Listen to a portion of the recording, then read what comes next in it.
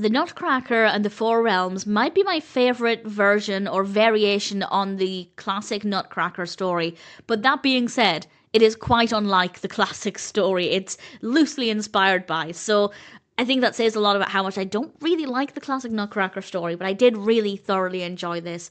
This was released in 2018.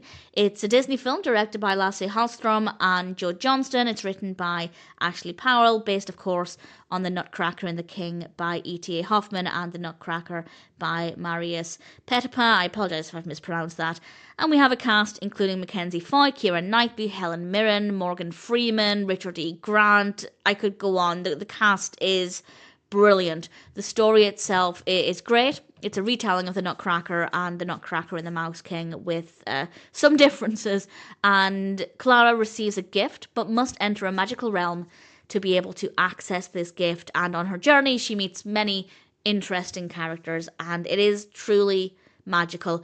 I wasn't overly invested in the story. I'm still not a huge fan of fantasy films in general. I wasn't really that bothered about what the final outcome would be, but it is so gorgeous to look at. The set designs are amazing. The costumes are incredible. Every aspect of this visually is so beautiful. And the narrative was decent as well. The pacing was good. The characters were interesting. I really enjoyed Clara's journey because I liked the character. As I said, I wasn't overly emotionally invested in the specifics of the narrative, but I liked Clara and cared about her and enjoyed going on this journey with her.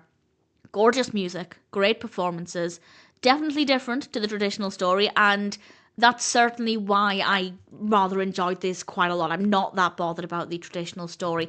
That being said, I can see that working not in the film's favour for some people. If you are a huge fan of The Nutcracker and you watch this thinking it could be quite a true adaptation of the stories, then I can understand somebody being a bit disappointed by that. So that's worth bearing in mind.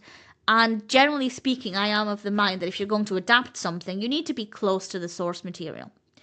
So it is a bit contradictory of me to say that this is fantastic when it takes a few different directions. But again, not a huge fan of the traditional story, so this really, really works for me. So that's certainly worth bearing in mind. But I personally think that this is a beautiful, immersive, magical experience. It's an absolute joy to watch. I really thoroughly enjoyed it. And if it seems like a film for you, then I'm certainly happy to recommend it.